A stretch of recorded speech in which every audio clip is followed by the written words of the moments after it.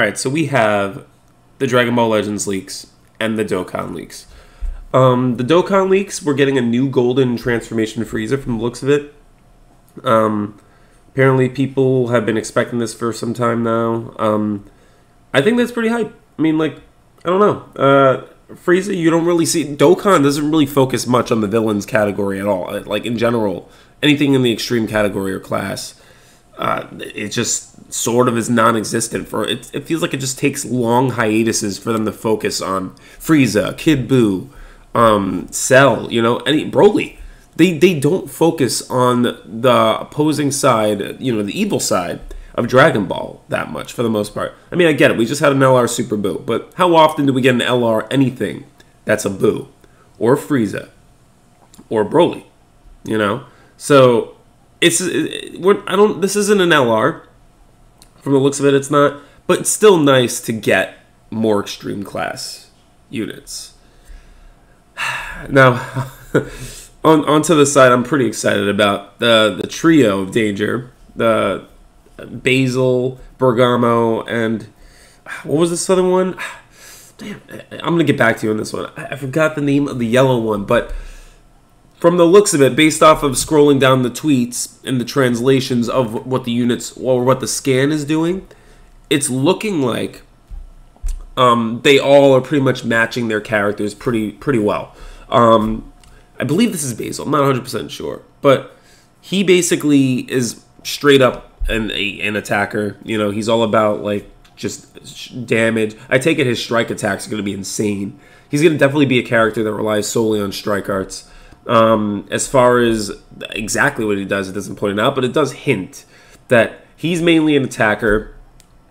Him over here, he is a debuff machine. Apparently, he does status debuffs and just in general debuffs.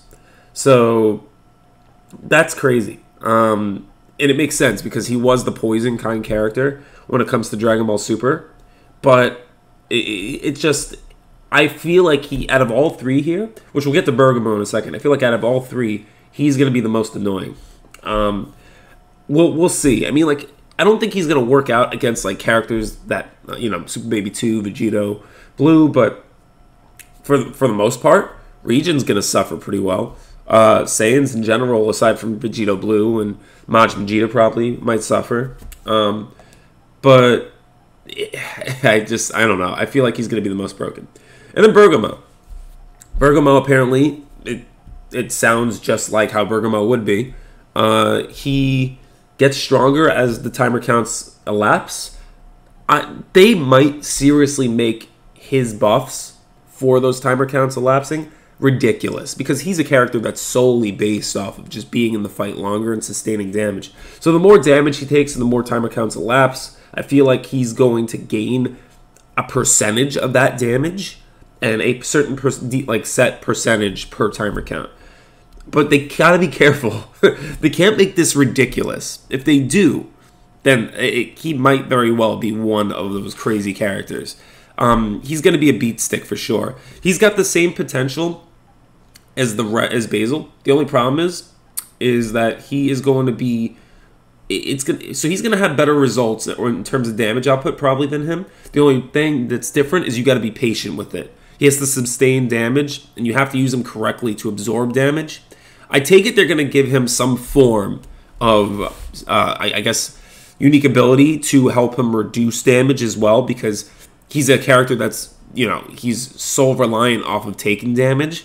So they're going to have to compensate with a lot of insurance involving that, meaning a lot of, I don't know, minus 30% damage reduction for a large amount of timer counts, maybe 30 timer counts. You know, it would make sense because you need him to have that reduction for a long period of time to get the results, reap the rewards of his abilities. So I think I really can't wait. And another thing is, are we getting a new category? Because like I'm trying to wonder what tags they will be under. I doubt any of them will be on region. None of them will be on region. So I'm just wondering, like, what exactly, like what kind of category they'll fall on. Universe 9, of course, but and I'm pretty sure that means we're getting a new category for sure. But like, who else would be on Universe 9? I'm trying to think back to like what teams would they go on. Just the three of them alone are fine, but they might very well be as limited as the Shadow Dragon saga, where it's, you know, you just got Sin Shenron, Omega Shenron, and then the yellow Sin Shenron. So are these the only units from Universe 9, just like how the Sins are the only units from the Shadow Dragon arc? Because if so, then it's not enough support. As far as tugging on this banner, I have no idea what I'm going to do. I mean, like, me personally, I'm hyped about them. But if they don't have the support for the team, what are we going to do? They're definitely not going to be groundbreaking for the meta unless they go on a certain team. And I'm trying to figure out what team they would go on. But yeah, if you have any ideas, do let me know. That's my take on this. I mean, as far as like it being hype, it's hype. It's always hype seeing super characters. They always take. I told you guys, they always take that next leap with like a brand new kind of thing. They always go that. This is why I felt like the All-Star banner was a bait. Now, are these units the hypest from Super? No, but they're super characters. And we're dangerously getting close. Like, you could tell they're giving us only like a crumb from the Super arc and not giving us UI Goku.